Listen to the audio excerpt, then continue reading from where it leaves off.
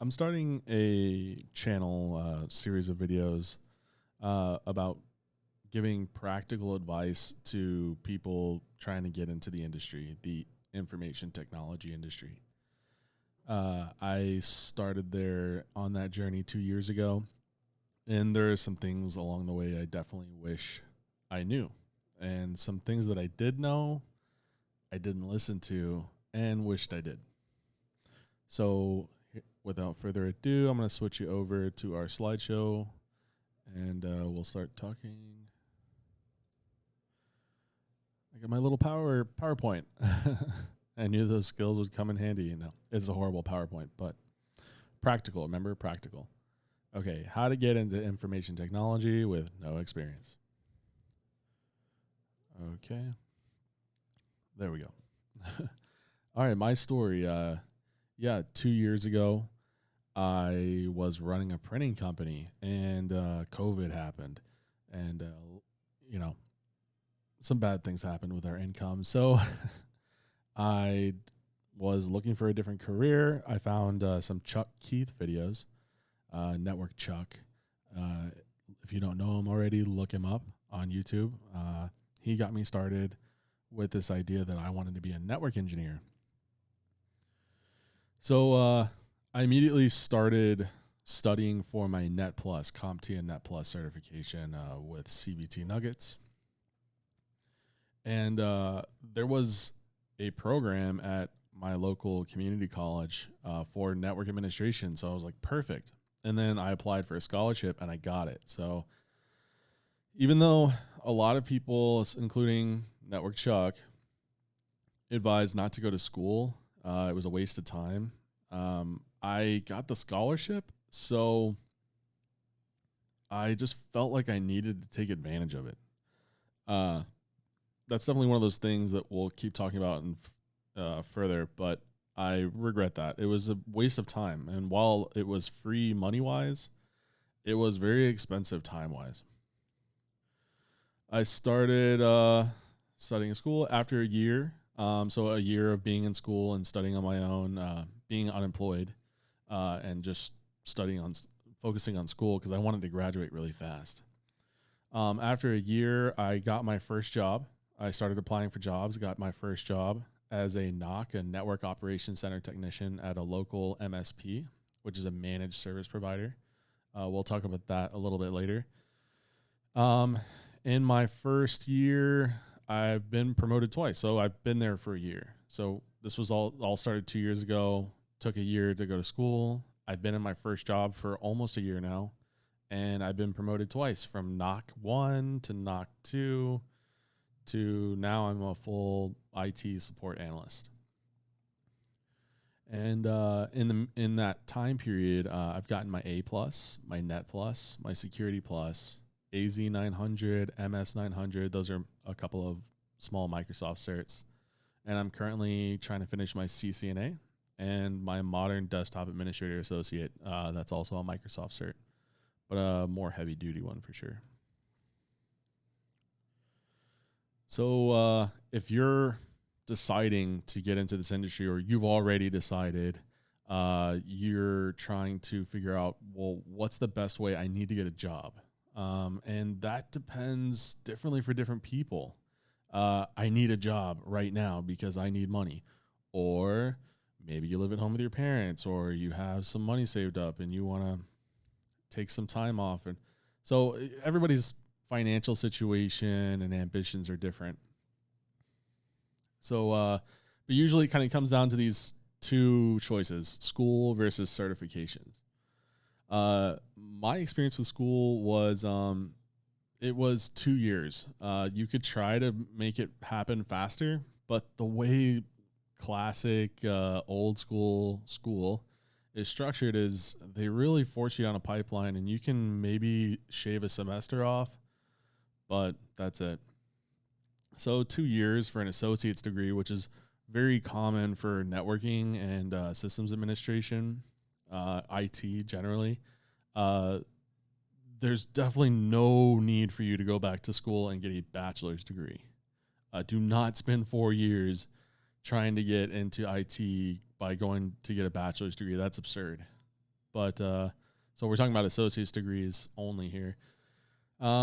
Fixed school schedule, not allowing full-time employment. They make you take classes during the day. I mean, sure, maybe they have some night classes, but you're going, especially in those upper level classes, you're going to have classes that you have to take during the workday, which is insane in my opinion. Forced to study curriculum that isn't necessary, like speech class. I get it. We all need to be good professional speakers, but I've got that down. I wasted so much time studying stuff like that. And it's expensive in terms of time and money. I got a scholarship. Community college isn't that expensive, but it is expensive, especially with books. They make you buy those books. And the time is the biggest cost factor. 2 years of your life. And what are you getting in exchange for that? Well, you're getting an associate's degree. It's not really that worth it. If people are requiring a degree, it's almost always a bachelor's degree. Otherwise, the degree is not required.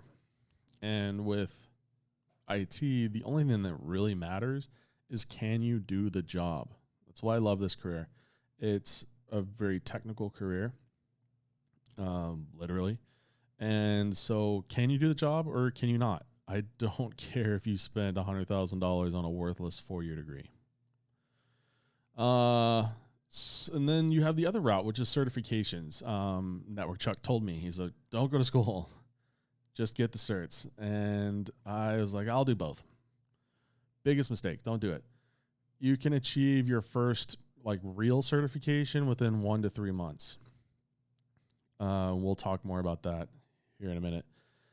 You can study on your own time. So you can hold down a job, you can study at night, and, that's necessary for most people. You're only studying relevant curriculum. It's very, very specific, and it's relatively cheap. A few $100s for the exam, and then whatever the cost of your study materials. I did CBT Nuggets, which is $60 a month. It's on the higher end, but I love them. I prefer to learn with them. They're the best as far as I'm concerned. So if you're listening to me, you're going to just go for a cert. And if you're going for a cert, you've heard it probably before, but if you haven't, let me tell you that the cert you want to go for is actually the Net Plus. I know I have A plus first, but with a caveat, only if you're lacking in experience. I mean, like if you are relatively already technical, you're kind of a nerdy person. Maybe somebody has told you that before. And you've taken your computer open and you know what RAM is and you know what hard drives are. And maybe you've even like added some components or built a computer from scratch. You've uninstalled programs on your computer and you've done all that. Well, A plus is you're going to learn things. And I went back and actually got it later on. And I did learn things and I'm glad I got it. But it really is, if you're a relatively technical, especially like millennial or Zoomer,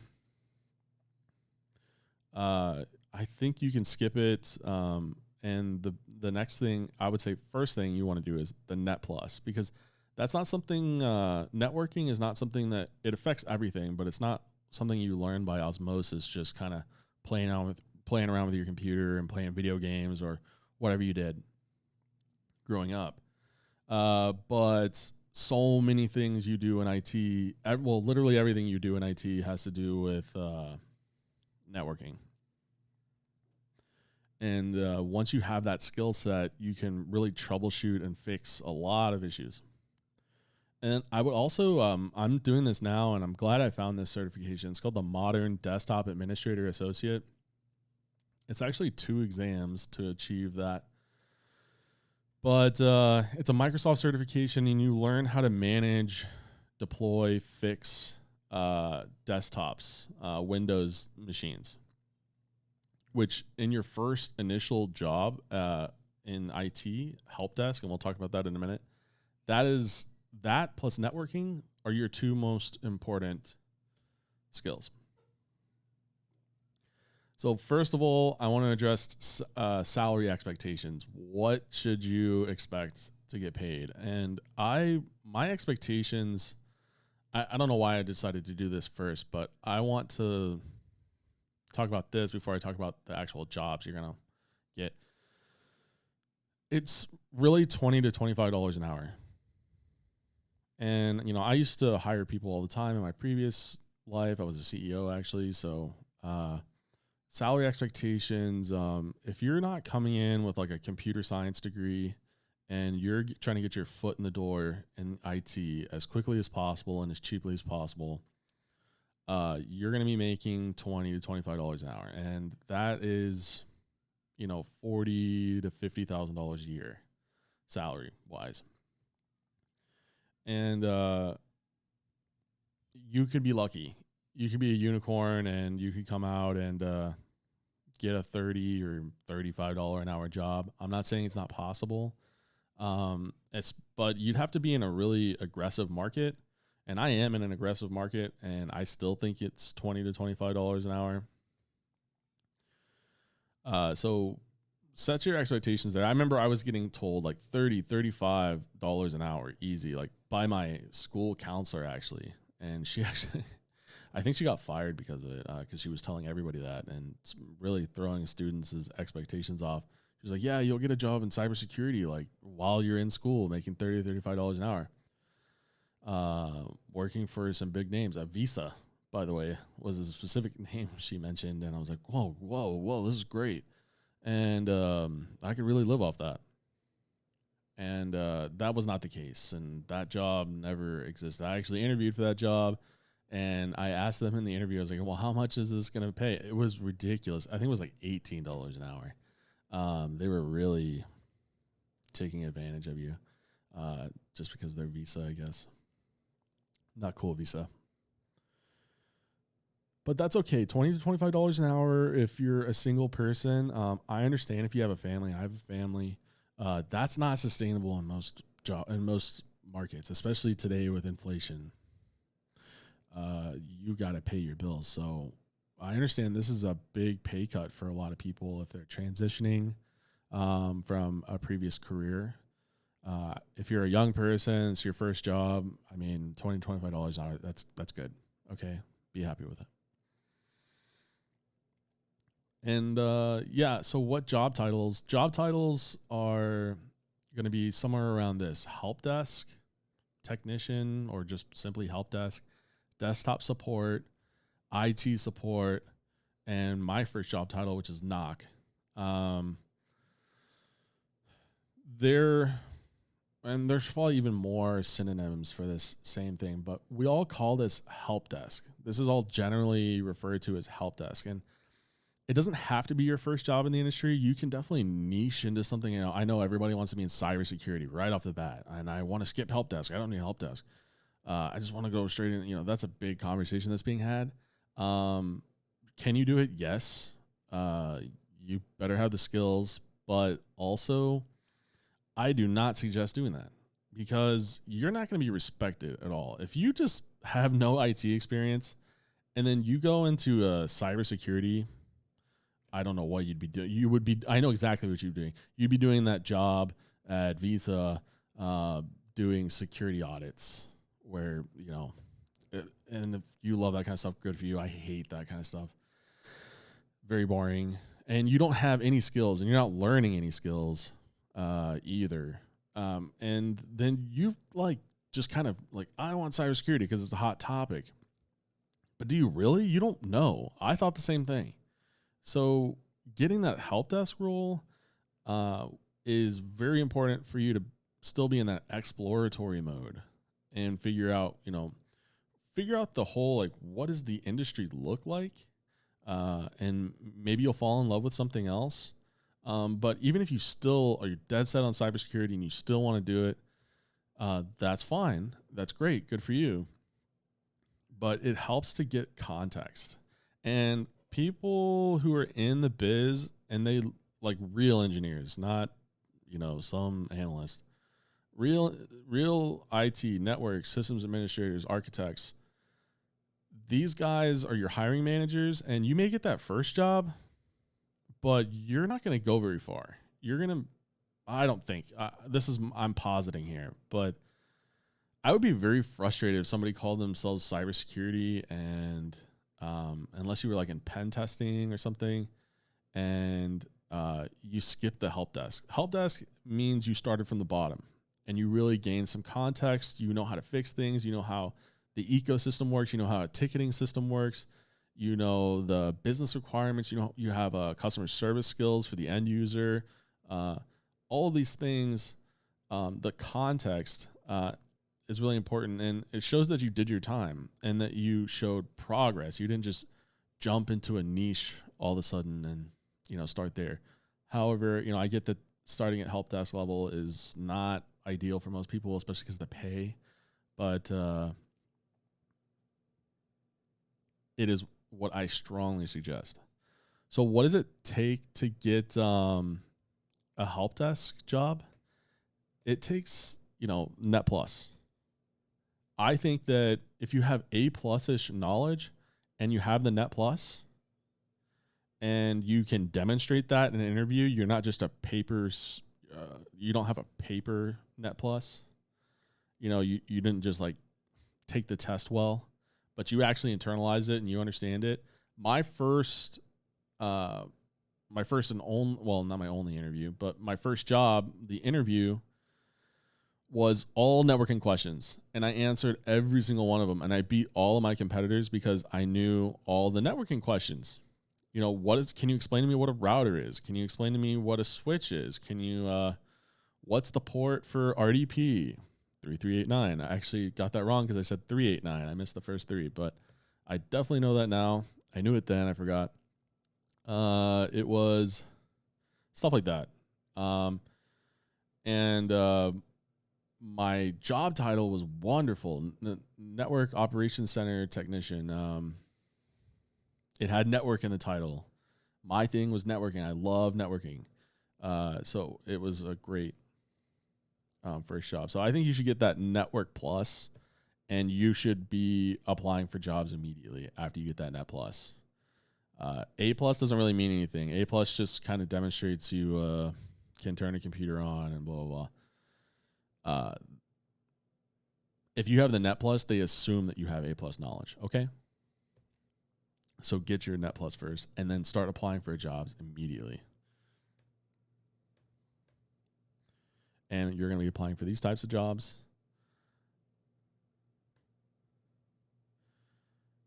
Most common career paths. So if you're getting into IT, I know the big hot rage is cybersecurity, and we'll talk about that as well. But generally, you're getting into systems administration and network administration. And oftentimes, it's not as clear cut as one or the other. Usually, you're kind of both. Like at my company, you're expected to be both. You're definitely expected to be heavy on systems administration, but you're definitely heavy on network too. But some of the most senior guys in my company, for instance, they would call themselves senior sysadmins. And a systems administrator and a network administrator, they have to know each other's jobs. So, but one might be more heavy on the other. So with these two different types of jobs, help desk is the foot in the door. And that foot in the door is going to be about $20 an hour, $20, $25 an hour. Maybe even less. So depending on your marketplace. So I would say maybe as low as 15, but try to stick to your guns at 20, okay? Then you have junior systems administrator, junior network administrator, sysadmin, full sysadmin, senior sysadmin, systems architect, and security systems architect. So that's what you would actually do if you're getting into cybersecurity. That's why everybody's complaining. Oh, there's so many requirements. There's gatekeeping, and they require like 5 years of experience for an entry-level cybersecurity job. Well, that's because traditionally cybersecurity is the thing you graduate into after you've been a senior level systems administrator or network administrator. Because you learned how everything works and you learned how to build it and architect it and everything. And now you're learning now you're able to actually secure the system. And so you become a security engineer or security systems architect. That's why cybersecurity has all this. But, I realize that nowadays they have this like modern concept of cybersecurity where we need more people, and we don't need people that are super technical. We just need people that can know cybersecurity concepts and can do audits and can, there's definitely different aspects. But when I talk about security engineer, that's the kind of person I look up to, somebody who can architect and implement and build. Because I prefer that. However, there are other cybersecurity jobs that don't require that level of skill. They more require an analyst kind of skill set, doing audits and SOC, security operations center, where you're monitoring a network and you're diving through the data and you're extracting threat hunting. So yeah, you don't have to become a senior architect, but I still think you should be, your first job should be help desk, so you can get that context. So you could add a third column here, really, and it would be cybersecurity, and I'd say it'd still be help desk, and then you'd jump into a SOC role or analyst role or something like that. And then, network administrator, same thing. Junior network administrator, network engineer. These titles, there are many synonyms. They do not, you don't have to go from each one in that order. You can jump a little bit. And there you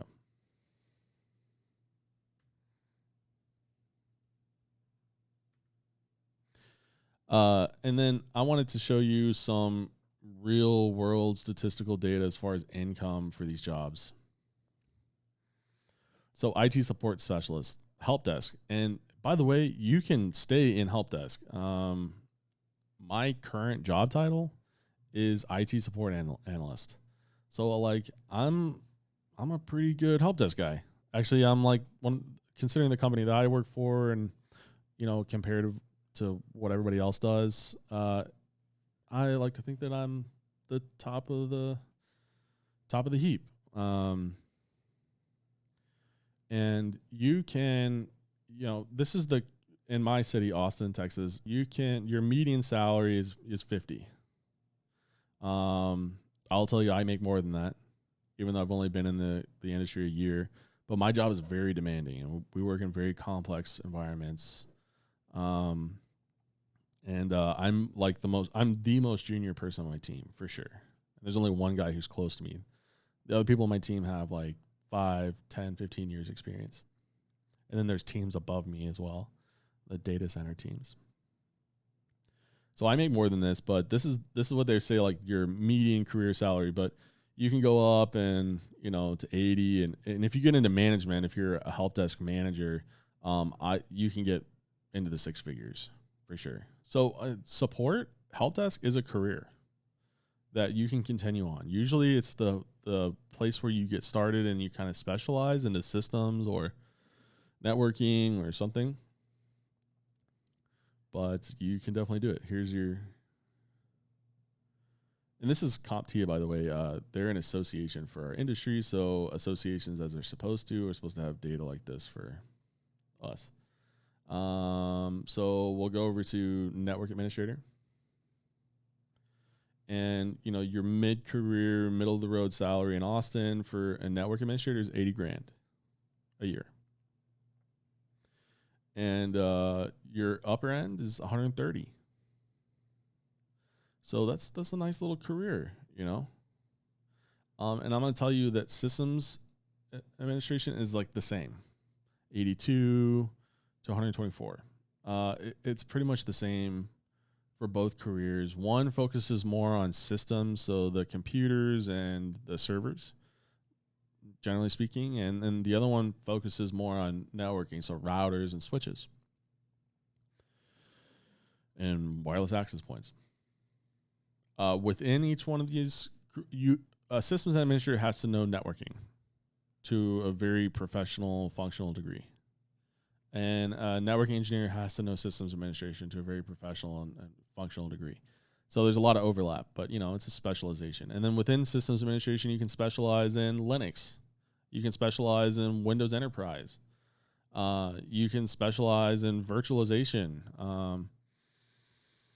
And within networking, you can specialize in security, network security. So, think firewalls and stuff like that. You can specialize in data center technologies. You can work in a data center and specialize in the specialized equipment for that environment. There's a lot of specializations.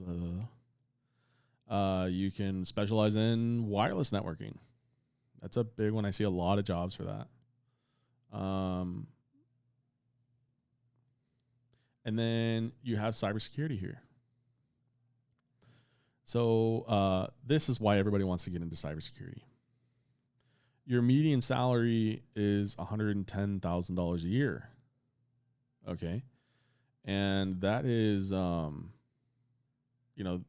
network administrator, systems administrator, that's $80,000 a year median salary. So that's $30,000 more a year.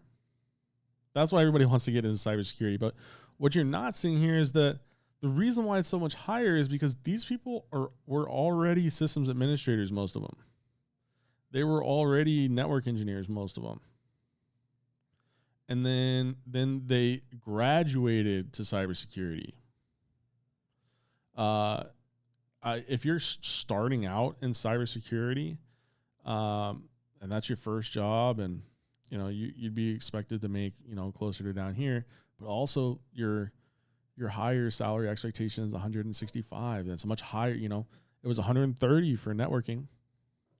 So that's $35,000 more a year you could expect to make in the advanced career status. So, yeah, that's some practical advice. I definitely think you should get a help desk job no matter what you're going to do. Mainly because you should not be spending a year or, for God forbid, 2 years studying before you get your first job. Because the certifications, I learned a lot, but I learned way more every single day in my job. My brain is getting crunched every single day. I'm, really practicing all that Google foo, figuring out the problems on the fly with these customers. And so your real learning is on the job. You're getting paid to learn, and you're learning in hyperspeed. And even more specific than that, get a help desk job at an MSP. So I work at an MSP, and it's short for managed service provider. And managed service providers are the outsourced information technology support and architects usually for small to mid-sized businesses. So think, anywhere from as little as 5 employee businesses up to, hundreds of employee businesses. And I learned so much because we have like over 100 clients, active clients. I don't even really know how many active clients we have, but they all center around Cisco networking products and Microsoft enterprise systems. But there's a lot of variability. There's a lot of variance. There's other, this company's using Citrix. This company's using VMware. This company's has on-prem servers. This company is hybrid. This company is only in the cloud. This company, and so I have such a wide amount of experience every single day. It really is like getting put into a time machine. And I've only had this job for a year, but I've been told by my career mentor and others that having your first job at an MSP, especially a good one like mine, you're getting, in 1 year, you're getting the equivalent of 3 years at least of experience at like an in-house, like if you went to go work at, well, I won't say anything, like, well, Visa or something like that. your help desk role at Visa, let's say, is going to be, you're only going to be supporting Visa's architecture. You're only going to be supporting Visa's end users. So that's much more limited scope. They probably have pretty consistent technology. So you're not getting to learn as much. Also, you are probably, they manage you much more tightly. So I have a lot of free reign at an MSP to get the job done. Whereas Visa, they're going to expect you to take the ticket, and then if it's really simple, you can do it. But if it's anything beyond your job title as a help desk one, you better escalate it. So I suggest you get a help desk. You get your Net Plus, you get a help desk knock job at an MSP, and you do that as soon as possible. So it shouldn't take you more than 3 months to get the job. If you really studied your networking and you know it well, sign up for CBT Nuggets. I think they teach it the best. You should be able to get that job within 3 months.